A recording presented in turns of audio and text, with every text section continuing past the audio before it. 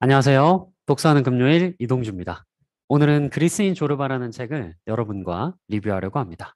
구독과 좋아요 잊지 않는 거 알고 계시죠? 방송은 귀가 불편하신 분들을 위해서 대본을 공개해서 진행을 하고 있습니다. 구어체로 좀 작성이 되어져 있는 부분들이 있는데요. 이해해 주시기 바랍니다. 생방송은 금요일 오전 11시에 오픈톡방을 통해서 링크가 공개되며 줌 생방송으로 시청 가능합니다. 추 유튜브에도 이동재 독사는 금요일 검색하시면 시청하실 수 있습니다.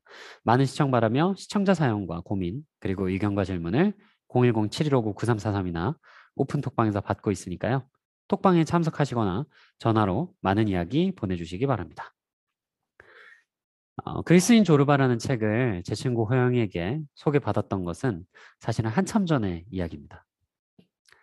저를 그때 당시에 과분하게도 조르바 같다고 비유해 줬었고, 저는 그때 책을 못 읽었었기 때문에 조르바라는 사람이 누구지? 라고 했었던 기억이 납니다. 당시 저는 한참 이제 학원을 만들고 또 구상하고 있던 시점이라서 그 책을 읽을 시간이 좀 없었거든요. 핑계인가요? 북리뷰를 이번에 하게 되면서 이 책이 좀 생각이 났고 이제 제 친구 호영이한테 이 책을 한번 해보자라고 이야기를 하고 또 같이 하게 되었습니다. 그러면서 이제 제가 좀 읽었었던 이 책의 조르바는 제 친구가 저에게 비유를 했지만 저에게 비유하기에는 너무나도 진짜 말 그대로 초인적이고 큰 인물이라서 읽으면서 나는 지금 이 정도 아닌데 내 친구라서 나를 되게 좋게 봐줬나라는 생각을 하면서 또 저의 지금 위치, 제가 살아온 삶과 조르바를 좀 대조하면서 반성하게 되기도 하고 또 많이 배우기도 하면서 또 결론적으로는 이 코로나 시기를 살아갈 때 제가 가지고 있어야 되는 큰 용기를 얻기도 했습니다.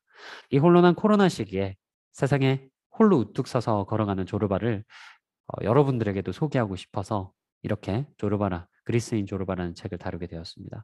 특별히 이번 시간은 제가 호스트가 아니라 아무도 기대 안 하셨을 텐데 어쨌든 제가 호스트가 아니라 제 친구 호영이가 호스트가 돼서 제가 게스트가 되는 방송입니다. 항상 제 목소리에 지루하셨던 분들에게 오늘 이 시간이 시원한 소나기가 되어주기를 바라는 마음에 준비해봤는데요. 귀 기울여 주시기 바랍니다. 자, 오늘 호스트 호영 씨를 소개하도록 하겠습니다. 호영 씨 네. 반갑습니다. 안녕하세요. 네, 저번에 유발라리 사피엔스에 이어서 이렇게 또 동주 씨가 이런 좋은 기회를 마련해 주셔가지고 이렇게 참여를 하게 됐습니다. 좀 많이 부족하지만 또 여러분들에게 재밌는 책 이야기 같이 함께 잠깐 나눠보는 시간을 가진다는 생각으로 좀 그렇게 가벼운 마음으로 한번 임해보려고 합니다. 그러면 책 소개를 제가 간단하게 해드려도 되겠죠? 이 책에 대해서 여러분들 중에 들어보신 적이 있으신지 모르겠어요. 저는 이 책을 군대에서 처음 접했거든요. 그러니까 뭐 남성분들이라면 공감하실 것 같은데 이제 군대라는 그 환경 속에 있다 보니까 아무래도 좀 그런 지적인 어떤 것들에 대해서 관심도 좀 많아지고 좀 마음속이 많이 공허했던 것 같아요. 근데 이 소설을 읽으면서 어, 좀 그런 외로움이라든가 혹은 내 마음속에 어떤 불안감이라든가 이런 부분들이 많이 좀 해소가 되고 조금 더 세상을 다른 시각으로 볼 수 있는 기회가 되었던 저한테는 굉장히 좋은 소설이었고요. 그래서 동지한테도 아주 예전부터 사실 추천을 했었고 네, 그게 또 시간을 지나서 이렇게 또 같이 책 이야기를 방송에서 할 수 있게 돼서 굉장히 좀 의미가 남다른 것 같습니다. 그러면은 네, 사견은 여기까지 하고 그리스인 졸업이라는 책에 대해서 제가 간단하게 이야기를 좀 드리려고 합니다. 네, 그리스인 조르바라는 책은요, 그리스의 대문호로 알려져 있습니다. 니코스 카잔차키스라는 분이 1946년에 출판한 소설이에요. 지금으로부터 한 70년 이렇게 좀 더 넘게 된 소설이라고 볼 수 있고요. 이 소설의 플롯은 비교적 굉장히 간단합니다. 그래서 소설은 1인칭 주인공 시점으로 나의 시점에서 전개가 되는데요. 요 배경은 지중해 남부의 크레타를 배경으로 하고 있고요. 이 주인공은 갈탄 광산을 가지고 있는 일종의 자본가라고 볼 수 있어요. 그래서 주인공은 갈탄 광산을 운영하기 위해서 운영 책임자로서 펍에서 우연히 만난 한 노인을 고용하게 되는데 요 분이 바로 알렉시스 조르바, 이 제목에 나오는 그리스인 조르바입니다. 그러니까 이분은 자본가 계급으로서 일종의 뭐라고 해야 될까요? 사장님이라고 하면 실제 그 현장을 뛰는 뭐라고 해야 될까요? 반장이라고 해야 될까요? 이런 분이 바로 조르바라고 보시면 되겠고요. 네. 그래서 요 분은 육체 노동자로서 좀 여러 가지 산전수전을 다 겪은 좀 뭔가 묘한 분위기를 풍기는 노인입니다. 분명히 이제 고용인과 피고용인의 관계인데도 처음부터 이제 술을 낯짝 두껍게 얻어먹지를 않나. 또 이상한 소리도 이렇게 뱉기도 하고요. 근데 이제 요 주인공은 굉장히 그런 부분에 열린 사람이기 때문에 그 노인을 이상하게 보지 않고 또 받아들이게 되죠. 자, 그래서 이제 그 다음에 이제 스토리가 어떻게 이어지냐면 이 노인과 같이 섬에 들어가게 됩니다. 그래서 갈탄 강사를 운영하면서 이렇게 생기는 일련의 사건들이 있어요. 그래서 그 사건들을 겪으면서 주인공인 내가 조르바와 대화하고 또 함께 살아가면서 여러 가지 깨달음을 얻고 또 평소 고민하던 그 본인 스스로의 나름을 해답을 찾는 과정을 다룬 소설이라고 볼 수 있을 것 같아요. 사실 이렇게 플롯만 보면 굉장히 간단하고요. 단순해 보이기도 하죠. 사실 이게 무슨 소설거리가 될까라는 생각도 드는데요. 일단 여러분들이 이 그림이 잘 안 그려지는 게 이제 이 인물들이 어떤 사람인지 몰라서 그런 것 같아요. 굉장히 다양한 인물들이 등장하지만 주인공과 조르바라는 두 인물에 대해서만 우리가 한번 좀 알아볼 건데요. 이제 주인공은 조르바 표현에 따르면 펜떼잡이, 우리말로는 비슷한 표현으로 먹물이라는 말이 있죠. 소위 말하는 지식인 계급입니다. 하지만 본인의 행동과 어떤 자기의 삶 전반에 대해서 확신도 못 가지고 여러 가지로 방황하고 있는 인물이에요. 사실 이제 조르바는 그래서 나중에 툴툴 거리면서 그렇게도 이야기하거든요. 두목이라고 부릅니다. 참고로. 두목이 못 가진 게 뭐냐. 나이도 가지고 돈도 가지고 젊음도 가지고 모든 걸 다 가지고 있는데 뭘 그렇게 툴툴대고 왜 계속 인생의 정답을 형이상학적인 부분에서 찾으려고 하냐. 인생은 생각보다 가까운 곳에 있다. 뭐 이런 말들을 하는데요.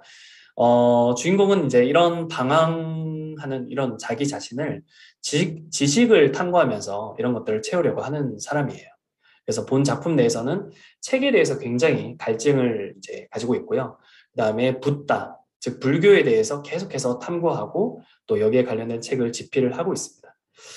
근데 이걸 이제 읽다 보면은 이 책을 쓴 카잔차키스 본인이 요 스스로를 그러니까 이 소설에서 주인공이 투영한 게 아닌가 하는 생각이 좀 많이 들고요. 자, 그에 반해서 조르바는 야생의 날 것 그대로인 사람입니다. 제가 조르바를 어떻게 소개할지를 아무리 고민을 해봐도 이 이상의 더 나은 표현이 없는 것들, 더 나은 표현이 없는 것 같아요. 적절한 정말 표현이라고 생각합니다. 진짜. 네, 정말 네. 야생의 날 것이고요. 평생을 이제 지식 같은 거, 학교 뭐 이런 거는 상관없이 정말 거리가 멀게 살았고, 뭐 장사, 육체 노동, 심지어 군인으로서 전쟁까지 참전한 경험이 있는 사람이거든요. 정말 사전적인 의미에서 짐승이라고 볼 수 있는 사람이에요. 정말 우리가 길거리에 떠도는 야생동물을 생각하면 가장 이미지가 일치하지 않을까 싶고요. 뭐 졸리면 자고 배고프면 먹고 탐닉하고 가까이 있는 것들에게서 절대 포기하지 않고 자기 욕망이 아주 솔직하고 뭐 이런 것들이죠. 또 이런 사람이기 때문에 자유라는 말, 우리가 흔히 쓰는 자유라는 말이 굉장히 다양하게 해석이 되지만 이 자유라는 표현이 가장 잘 어울리는 사람이지 않을까 이런 생각도 좀 들고요. 이렇게 말해도 아직은 조금 추상적으로 받아들여질 것 같아요. 그래서 이 사람이 어떤 사람인지 이분의 명대사를 통해서 한번 느껴보는 것이 가장 적절한 표현이 아닌가 싶습니다. 그래서 제가 몇 가지 대사를 준비를 했는데요. 동주 씨도 이 대사를 보면서 조금 내가 생각할 때 나도 이런 부분을 느꼈다라든가 나는 이런 생각을 했다라는 부분이 있으면 적극적으로 끼어들어서 개입해 주시면 더 재미있는 감상이 되지 않을까 싶습니다. 제가 없는 네. 솜씨지만 한번 졸업을 흉내를 내면서 좀 대사를 좀 읽어보도록 하겠습니다. 삶에 대해서 이야기하면서 이런 얘기를 합니다. 두목, 산다는 게 뭔지 알아요? 허리띠를 풀고 말썽을 갖는 게 바로 삶이지요. 산다는 게 곧 말썽이에요. 나는 어제 일어난 일은 생각 안 합니다. 내일 일어날 일을 자문하지도 않아요. 내가 가장 중요한 것은 바로 오늘, 이 순간에 일어나는 일입니다. 두목, 당신은 그 많은 책 쌓아놓고 불이나 싸질러 버리시고요. 그러면 알아요? 혹시 사람이 될지? 그래서 또 초반 장면인데요. 졸업을 봤는데 손가락이 없어요. 주인공이 봤는데 검지가 왜 없냐고 물으니까 이렇게 대답합니다. 검지 하나가 왜 없느냐고요? 질그릇을 만들자면 물레를 돌려야 되잖아요. 그러니까 물레를 배웠던 거죠. 그런데 왼손 검지가 자꾸 걸리적거리는 거 아니겠어요? 그래서 도끼로 내리쳐 잘라버렸어요. 참. 네. 상남자네요, 상남자. 그죠? 요새 표현으로 하면. 네, 사실 여기서 이제 좀 주목해야 되는 부분이 이제 혹시나 오해하실까 싶어서 말씀드리면 안 아프거나 그게 좋아서 그렇게 한 건 아닙니다. 그러니까 졸바가 고통을 못 느끼고 이런 사람이라서 저를 자른 게 아니고요. 자기의 어떤 본질적인 이제 질그릇을 만들려면 물레를 돌려야 되는데 그 아주 자기가 생각할 때 그 중요한 행위를 하기 위해서 방해가 되는 것은 설사 그게 자기의 육체라고 할지라도 과감하게 포기할 수 있는 그 사람의 어떤 그 일종의 성품이라고 해야 될까요? 그런 것을 나타내주는 대사라고 보면 될 것 같고요. 또 이제 조르바의 특징이라고 하면은 육체에 대해서 긍정을 굉장히 많이 합니다. 그래서 이런 대사를 하죠. 육체란 짐 싣는 짐승과 같아요. 육체를 먹이지 않으면 언젠가는 길바닥에다가 두목을 팽개치고 말 거라고요.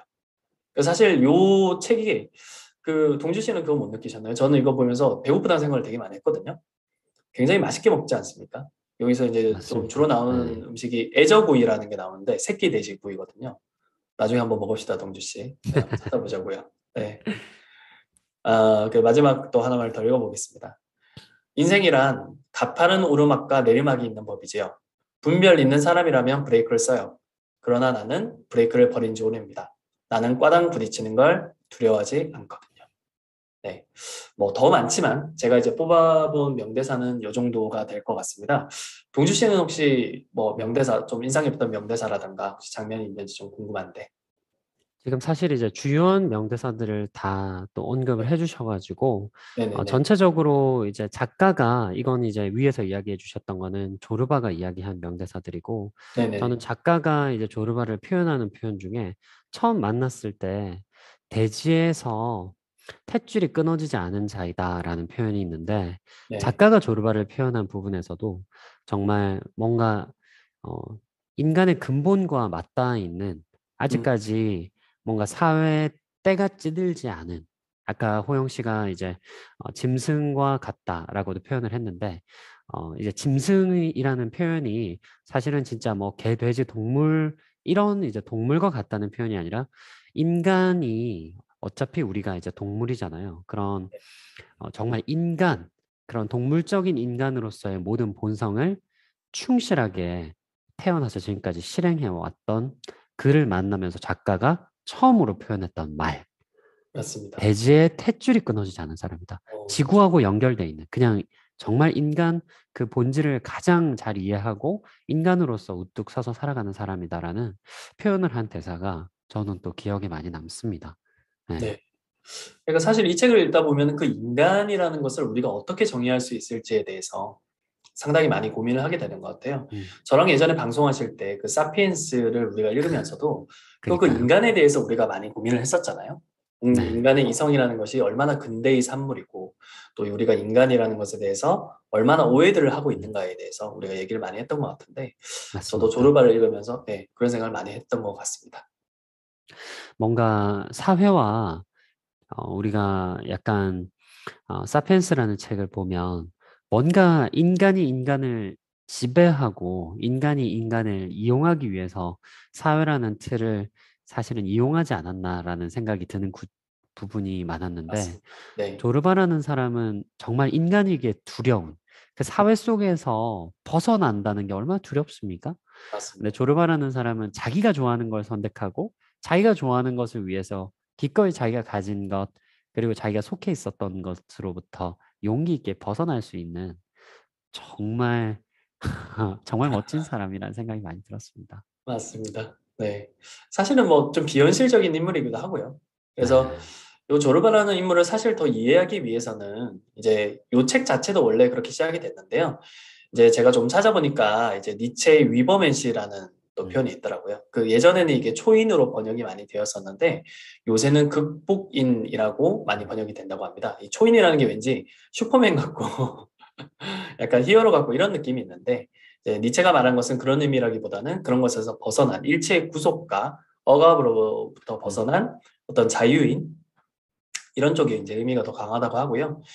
요 개념에 대해서 한번 알아보시는 것도 이 인물을 알아보고 또 이런 개념들을 알아보는데 도움이 많이 될 것 같습니다. 실제 음. 작가도 사실은 요 책을 쓸 때 니체의 영향을 굉장히 많이 받았거든요. 네, 그래서 조금 더 깊게 이 작품을 즐기고 싶으신 분들은 니체에 대해서 조금 더 알아보는 것도 재밌는 도전이 되지 않을까 싶고요. 저는 포기했습니다. 네, 저는 그 정도까지 가고 싶지 않아요. 네, 아무래도 이제 저도 네, 그 이번에 영소설 교육론이라는 과목을 이제 대학원 과정에서 공부를 하면서 어떤 작품을 읽을 때 이제 음, 그 작품은 사실은 많은 사람들에 의해서 읽혀지고 또 사실은 논문도 많이 쓰여지잖아요. 그래서 좀 작품을 읽고 논문도 한번 읽어보면 어떨까 그런 생각이 들어서 이제 논문을 이제 몇 개 읽어봤습니다. 근데 논문의 이야기를 뭐 직접 인용을 할 건 아니라서 제가 음, 논문 출처를 밝히지는 않을 건데 뭐 두세 개 정도 논문을 읽었는데 대부분의 사실은 논문들이 그렇듯이 어떤 이 작가가 어떤 분들에게 영향을 받았는지 음, 그리고 또 조르바라는 게 우리가 어떻게 이해하고 접근해야 되는지 크게 이제 사실은 이렇게 두 가지로 논문들이 많이 접근을 하고 있더라고요. 그래서 네, 작가가 아까 호영 씨가 이야기한 것처럼 니체라는 철학자의 영향을 많이 받았다. 그러니까 이 작품에 나타난 니체 그리고 또 조르바라는 사람이 좀 인간의 자유를 이야기한다. 라는 이런 크게 이제 두 가지 갈래로 논문들이 많이 전개가 돼 있더라고요. 근데 사실은 이제 우리가 논문에 대한 이야기를 직접 다루지 않더라도 호영 씨와 제가 논문을 읽기 전에 느꼈었던 것이 사실은 정확하게 그것이었기 때문에 음, 저희도 좀 그런 이야기들을 많이 좀 아무래도 하게 되지 않나라는 생각이 좀 많이 들었고요. 네. 네네. 그래서 사실 뭐 이 작품을 하나는 이제 파고들 수도 없고, 네, 그렇게 네. 하자면 시간도 너무 많이 걸리고 하기 때문에, 좀 저는 우리 이제 느낀 점들, 네, 그런 게 좋은 네, 것 같아요. 네. 그쵸, 그쵸. 그래서 저는 근데 동주 씨랑 이제 또 워낙에 이제 좀 많이 겹치는 음, 부분도 있고, 또 그래서 또 굉장히 또 친한 친구이기도 하잖아요. 그래서, 고맙습니다. 네네. 예, 그 마지막 장면에서 사실은 저는 이 춤의 의미가 저는 굉장히 궁금했어요. 그러니까 사실 여러분들 이 작품은 그 스포할 게 잘 없어서 그냥 편하게 음, 말씀을 드려도 되겠죠, 맞습니다. 이제. 뭐 사실 반전이 없잖아요. 반전도 없고 그냥 네. 네, 조르바예요. 조르바로 네, 그냥 시작해서 조르바로 끝나는 조르바에 대한 이야기입니다. 그리스인 조르바. 맞습니다.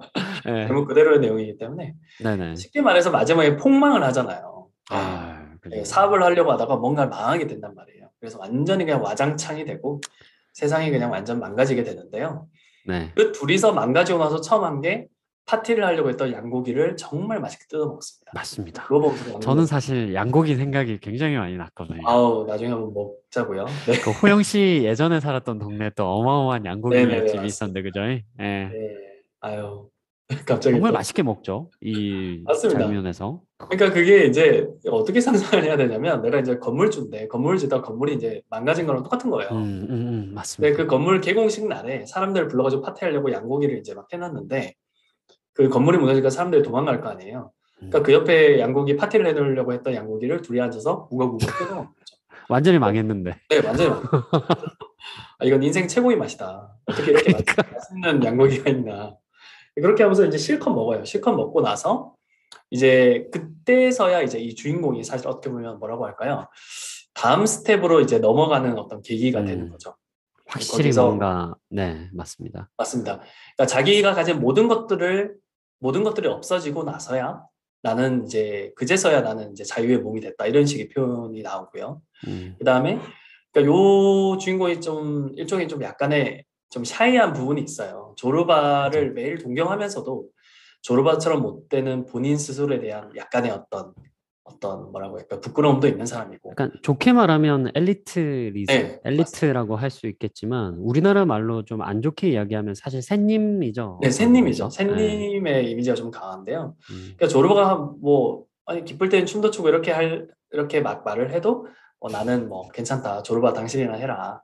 난 당신이 와. 하는 것만 봐도 행복하다. 뭐 이런 식으로 얘기하는 사람인데 마지막 장면에서야 이 사람이 춤을 추죠.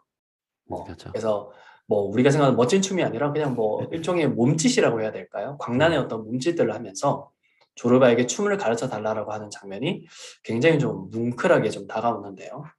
진짜 자기가 어, 하고 싶었던 걸 이제 할 수 있는 사람이 됐다는 점에서 아까 호영 씨 말이 네. 정말 공감이 많이 됩니다. 자신의 어떤 벽을 한 단계 극복한 그런 부분이기도 하고 저는 또 어떻게도 생각을 했냐면 우리 마음속에 어쩌면 우리 모든 사람들은 남들이 어떻게 하지 못하는 나만의 어떤 내면의 목소리 같은 것이 여기선 춤이라고 말한 것이 아닐까라는 생각도 들었어요. 그래서 사람마다 이 춤이 이제 요 주인공과 조르바는 춤으로써 그것을 표현을 했죠. 그 뭔가 그 내면의 목소리 같은 거, 언어로 말할 수 없는 것을 춤으로 표현을 했는데,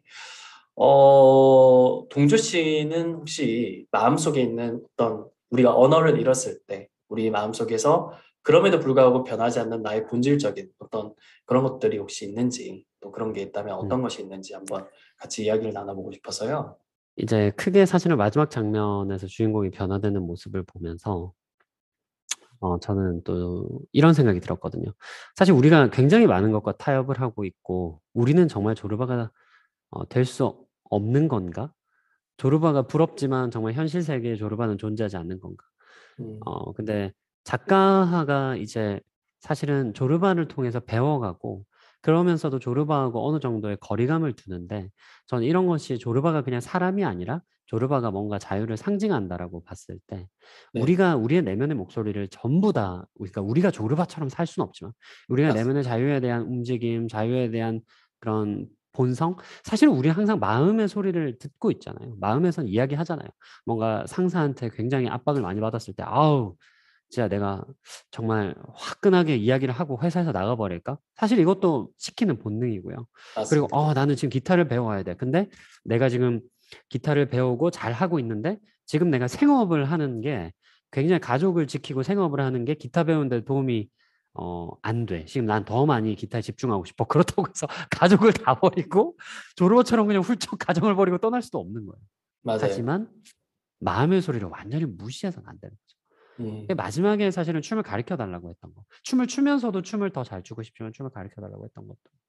우리가 우리의 내면의 소리에 집중을 하고 그리고 우리의 내면을 완전히 무시하지 않는 선에서도 우리가 얼마든지 자유를 만끽할 수 있다라고 저는 느꼈던 게 첫 번째고 그리고 이제 두 번째 같은 경우에는 사실은 저 같은 경우에는 음악을 또 다른 언어라고 생각을 하는 사람 중에 한 명이에요. 그러니까 네, 어 어 이제 사실은 예전에 제가 호주에 있을 때 두 개나 세 가지 언어를 하는 사람들이 심리적으로 더 건강할 수 있다라는 이야기를 들었어요. 어떤 전문가는 아니었고 그냥 2개국어를 할 수 있는 사실 필리핀 사람한테서 이야기를 들었었는데 그러니까 영어를 하다가 속상하고 답답한 일이 생기면 필리핀 사람들하고 따갈로라 그러죠.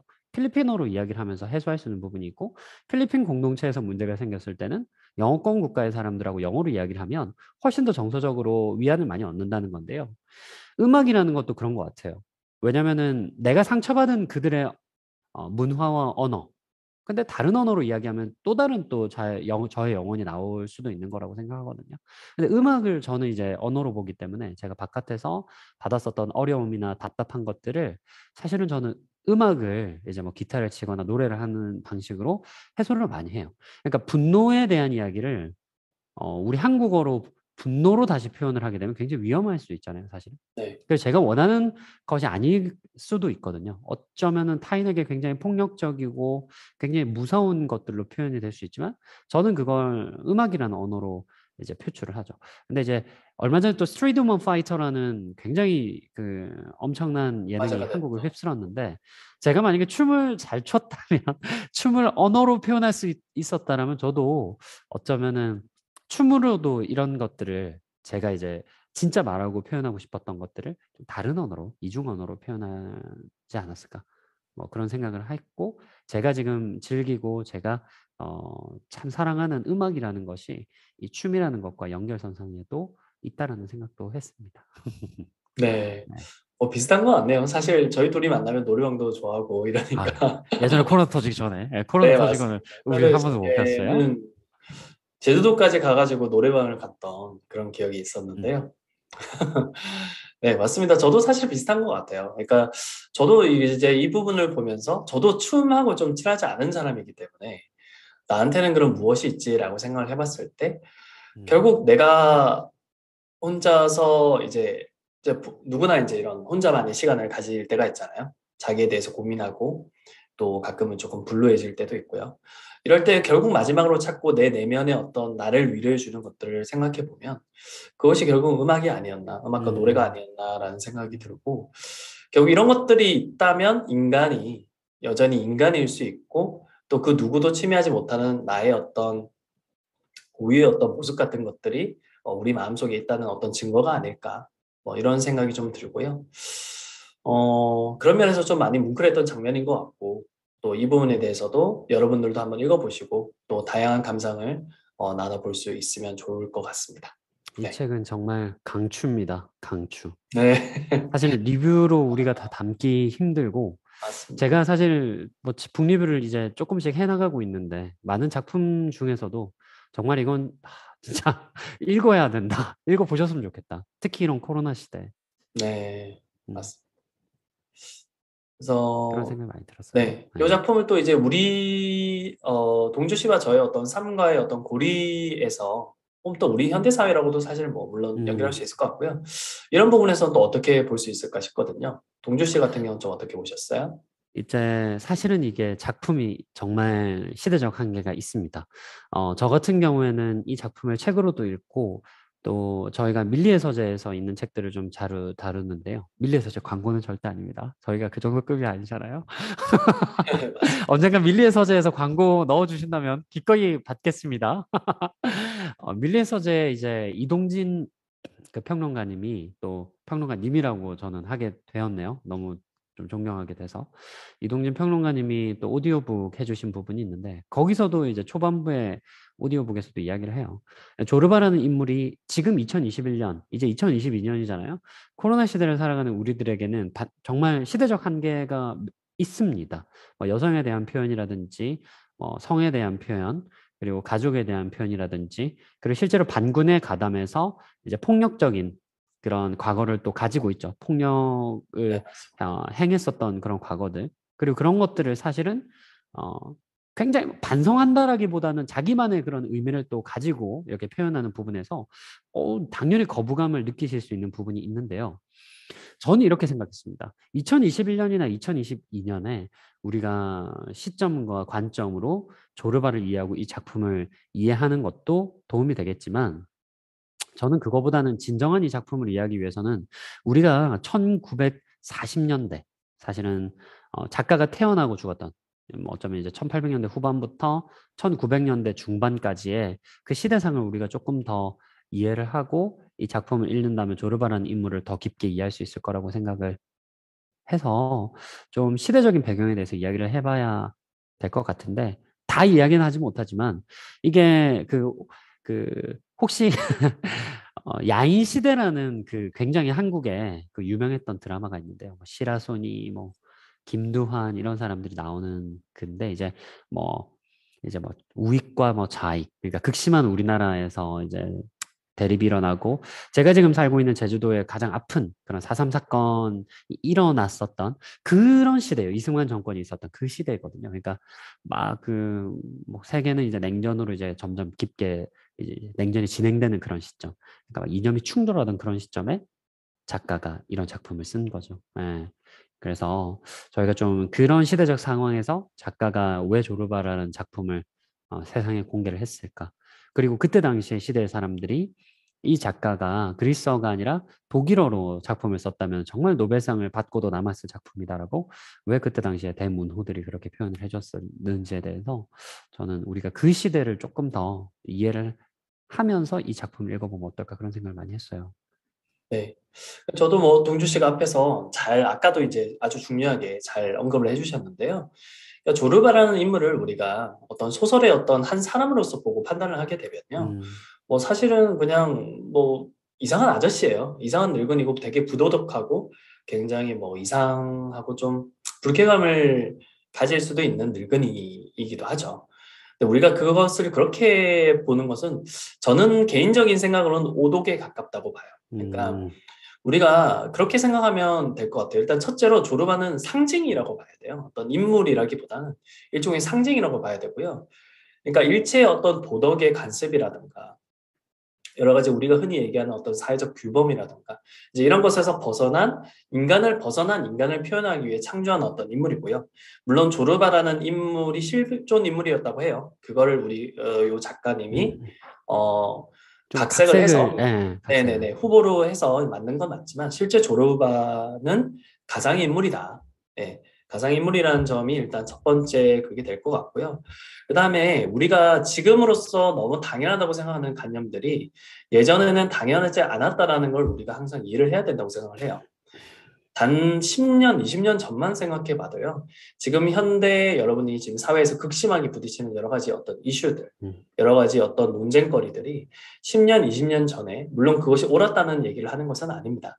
하지만 그때의 도덕적인 관념과 그때의 시각들이 지금과 다르다는 것은 여러분도 잘 알고 계실 거예요. 그러니까 이 아셔야 작품은 되고요. 네. 네, 그거보다 더 많이 간 작품이에요. 음. 1946년에 어떤 태어났던 작품이었고요. 인간이 지금의 우리가 얘기하는 인권이라든가 인간에 대한 존중이라든가 이런 개념 자체가 이제 막 싹이 트거나 혹은 막 싹 텄더라고 할지라도 말씀하셨던 어떤 전쟁의 어떤 그런 것들, 그 다음에 냉전 시대, 그 다음에 여러 가지 어떤 사람들이 사람들을 아직은 가치 있는 존재라기보다는 적대하던 시절, 사회는 구성되어 있지만 적대하던 시절의 이야기이기 때문에 이제 그런 배경들을 우리가 이해하고 이 작품에서 우리가 캐치해야 될 부분들만 캐치를 하고 또 그런 부분들에 대해서는 우리가 잘 이렇게 가려 읽을 수 있는 지성이 있지 않을까 저는 그렇게 좀 생각을 해보고요. 그러니까 좀 안타까운 거죠. 왜냐하면 정말 그냥 그렇잖아요. 우리도 이제 이 방송을 보시는 분들이 아마도 성인이 많을 것 같은데 사실은 결점을 찾기란 너무 쉬운 일이에요. 우리가 맞아요. 어떤 훌륭한 인물, 어떤 훌륭한 작품도요. 결점을 찾으려고 작정하면은 못 찾을 게 거의 없죠. 하지만 우리가 진정으로 그런 것들을 새롭게 창조한다라고 했을 때 그게 쉽지 않다라는 것은 한 번쯤 내가 뭔가 창조하는 일을 해보거나 내가 뭔가 진지하게 내 힘을 다해서 뭔가를 해보신 분이라면 다들 공감할 수 있는 부분이라고 생각해요. 그래서 단순히 어떤 그런 어떤 시각만으로 이 작품이 평가되는 것은 이 작품에 대해서 너무 아쉽다. 그다음에 그걸 읽을 미래의 독자들한테도 좀 아쉽다라는 생각이 들어서 좀 높아심에 이런 말씀을 좀 드리는 것 같고요. 그러면은 또 이 작품에 대해서 이제 마지막으로 이제 좀 정리를 할 수 있을 것 같아요. 결국은 이제 계속해서 우리가 동주 씨와 저가 방송을 하면서 이야기하는 것도 결국 우리 현대 사회와의 고리고 또 이 조르바라는 책이 우리에게 지금 어떤 의미를 주고 있는가에 대한 이야기잖아요. 동주 씨는 여기에 대해서 좀 어떻게 생각하시는지 한번 마지막으로 아까도 제가 좀 짧게 언급을 했었는데요. 어, 지금 약간 코로나 시대에 네, 약간 취향이 이제 나눠진다. 뭐, 그러니까 음, 사회가 파편화되고, 집에서 혼자 있는 시간들, 그리고 자기하고 정말 가까운 지인들하고 있는 시간들이 압도적으로 많아지다 보니까 자기가 좋아하는 것만 선택하고 자기가 좋아하는 사람들만 만나다 보니까 취향이 이제 굉장히 조금씩 생기기 시작한 거죠. 어, 취향이 생기고 또 취향에 몰입하게 되고 생각이 좀 단순해질 수 있죠. 예를 들면은 명품에 이제 지금 꽂혀 있는 사람들은 명품 소비를 계속 하게 되고 그리고 또 뭐 아웃도어에 꽂힌 사람들은 사실 주말에는 무조건 아웃도어에 나가야 돼. 뭐 캠핑을 해야 돼. 약간 이런 성향이 있을 수도 있고 또 지식을 탐닉하는 사람들은 이럴 땐 지식, 또 주식에 꽂힌 사람들은 주식.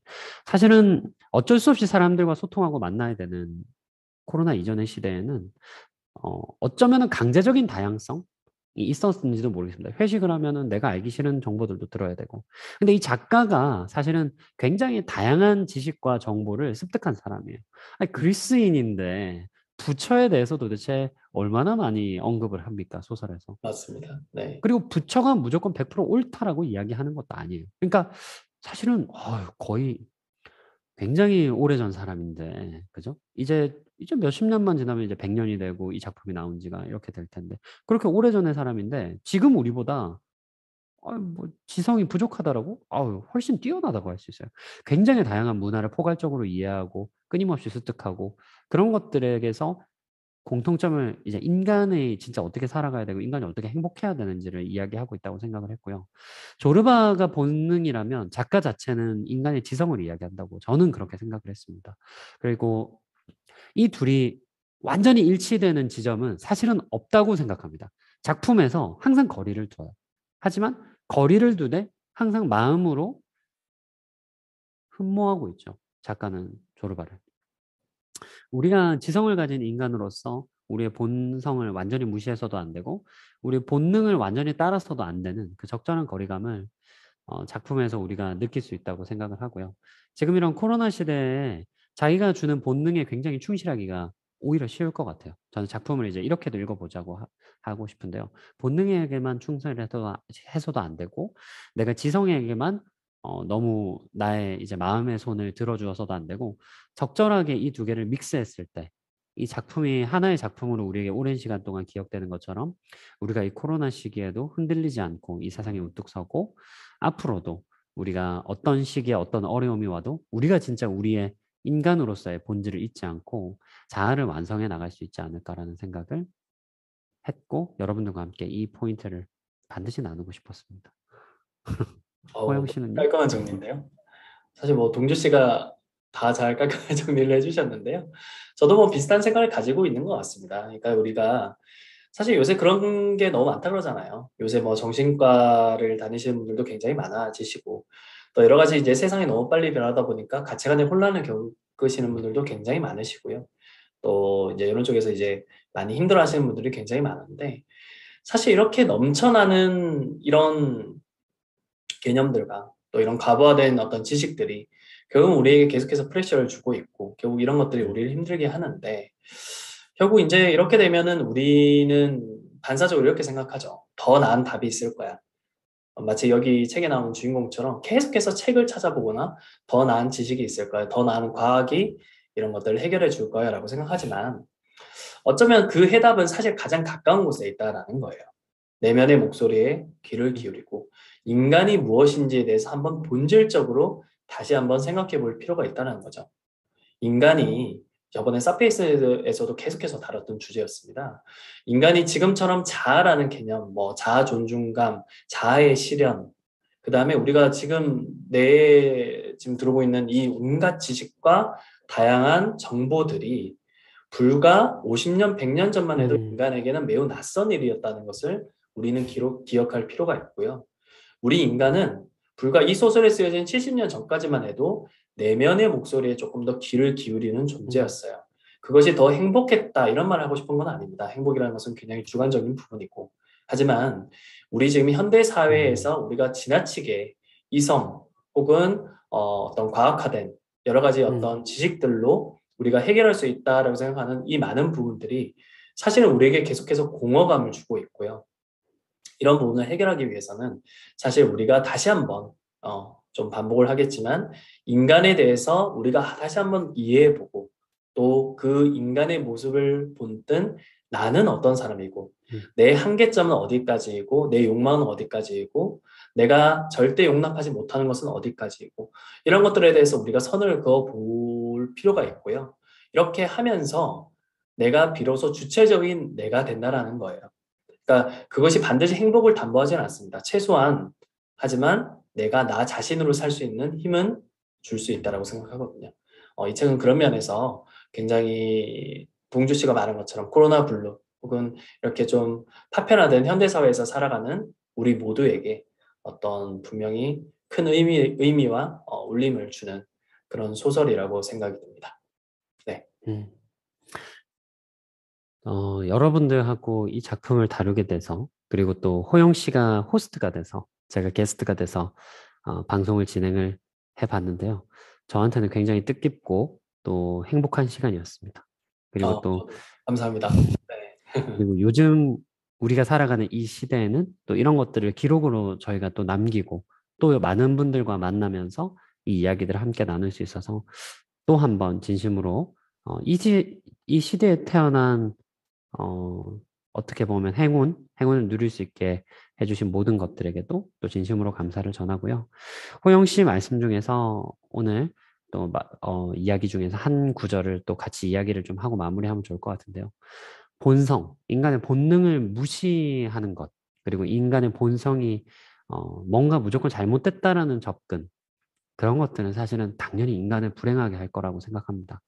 인간의 본성을 그저 그냥 프레셔, 아까 호영 씨가 표현했던 거죠. 그냥 누르는 것이 아니라 그걸 잘 이해하고 잘 표출할 수 있게, 아까 이런 춤의 의미처럼 잘 표출을 할 수 있게 해서 우리가 사회적으로 좀 용납할 수 있게끔 우리 스스로가 잘 또 훈련되고 또 잘 교육받아서 우리의 본성을 잘 표현할 수 있는 방법이 되면 우리 사회가 더 좀 자유롭고 건강하고 우리 자아를 잘 찾을 수 있지 않을까 그런 생각을 하면서 저희 북리뷰 마무리하고요. 함께 해주신 호영 씨 다시 한번 감사합니다. 아유, 고맙습니다. 초대해 주셔서 감사드립니다. 네. 네, 우리 또 다음 책, 할 때까지 우리 호영 씨 나가시봐요.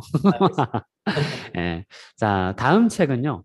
이제 저희가 좀 굵직굵직한 걸 많이 했어요. 막 문명 3부작 막 이런 거. 막 인류 막 3부작 막 이런 거 한다고 제가 진짜 읽고 싶은 지금 아까 이야기했잖아요. 조르바. 제 이제 본능에 소리에 귀를 좀 안 기울이고 좀 어려운 작품을 저희가 다뤘는데 이제는 좀 제가 읽고 싶은 책 그리고 네. 저한테 진짜 좀 도움이 될 만한 책들을 좀 선정하면 어떨까 해서 조르바를 좀 시작을 했고 두 번째로는 제가 이번에 또 칼럼도 쓰게 됐잖아요. 이제 맞습니다. 좀 제주 청년들이 겪고 있는 그런 어려움 그리고 우리가 제주 청년들 아니면 사실 이제 우리나라에 살고 있는 청년들에게 조금 더 관심을 가져보면 어떨까 하는 주제로 좀 칼럼도 써봤는데 글을 쓰고 방송을 하면서 당연히 너무나도 부족한 저의 글쓰기 능력과 말하기 능력을 항상 느낍니다. 근데 우리가 쓰러지고 무너져 있을 수만은 없잖아요. 그래서 이번 계기에 저도 매일 글을 쓰면서 말을 하면서도 실력이 좋아지지만 좀 더 좋은 영감 그리고 좋은 그런 테크닉적인 것들도 배우고 싶어서 너무 유명하신 분이죠. 스티븐 킹의 유혹하는 글쓰기라는 이 작품을 여러분들하고 같이 저도 읽으면서 많이 배우고 또 리뷰를 해드리면서 여러분들하고 함께 나누고 싶어서 이 책을 선택하게 됐고요. 어, 다다음 주까지 이 책을 같이 좀 읽고 저와 같이 리뷰해 주시면 좋을 것 같습니다. 방송 함께 해주신 분들 정말 진심으로 감사하고요. 독서 토크쇼 독서하는 금요일 함께 해주신 모든 여러분들께 진심으로 감사합니다. 책이 즐거워지고 책이 편해지고 책이 우리의 삶을 더 윤택하고 행복하게 만들어줄 그날을 항상 기대하고 상상합니다. 함께 해주신 모든 여러분 감사합니다. 고맙습니다. 안녕히 가십시오. 안녕히 가세요.